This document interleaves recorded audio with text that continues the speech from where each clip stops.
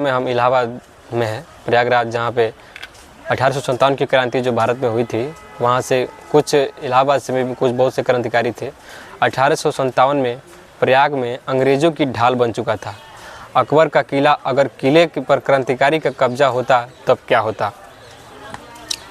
आप देख सकते हैं कि इलाहाबाद अंग्रेज़ के चंगुल से आज़ाद हो जाता, पूरा अवध क्षेत्र आज़ाद जा सकता था। देश को आज़ाद कराने के लिए 1857 में इलाहाबाद में भी बगावत का बिगुल बन चुका था। पूरे शहर में क्रांति की ज्वाला फूट चुकी थी। क्रांतिकारियों ने पूरे शहर पर कब्जा कर लिया था। केवल एक अकबर का किला ही बच गया था, जिसे अंग्रेज़ ने अपनी ढाल के तौर पर इस्तेमाल किया। इलाहाबाद और प्रयागराज क्रांतिकारियों से मुक्त करा लिया। कहते हैं कि अकबर का किला न होता तो इतिहासकारों में दूसरा ही होता।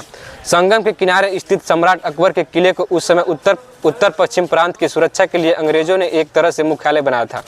किले में भारी मात्रा में गोले बारूद इकट्ठा किए गए थे, जिसकी सुरक्षा के लिए अंग्रेज़ों ने यहाँ 6ठी रेजिमेंट, देसी पलटन और फिरोजापुर रेजिमेंट के सिख दस्तक में सैनिक तैनात कर रखे थे।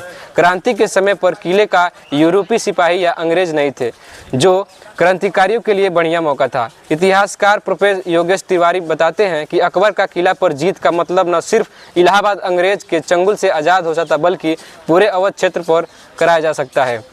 उस समय क्रांतिकारियों का नेतृत्व कर रहे मौलवी लियाकत अली ने सरदार रामचंद्र और अन्य क्रांतिकारियों के साथ पंचायत की, जिसका फैसला लिया गया कि 6 जून को किले पर हमला करेंगे, जिसकी भनक अंग्रेज़ों को लग चुकी थी।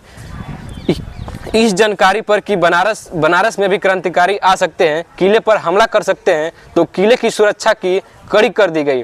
बनारस में आने वाले क्रांतिकारियों को रोकने के लिए देसी पलटन ने 2 टुकड़ियों और तोपों को दारागंज के करीब बने नाव के पुल पर तैनात कर दी।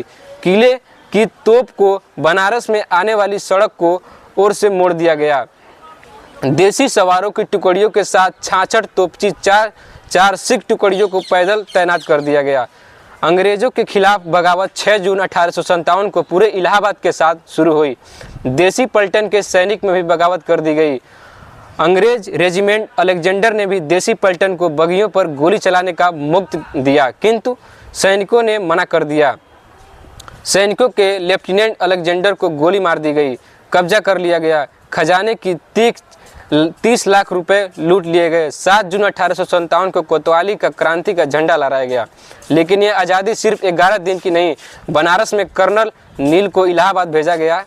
उसने किले को अपना रोठ बनाकर जमकर कल्ले आम मलाया और 18 जून को फिर इलाहाबाद में अंग्रेज़ों का कब्जा हो गया।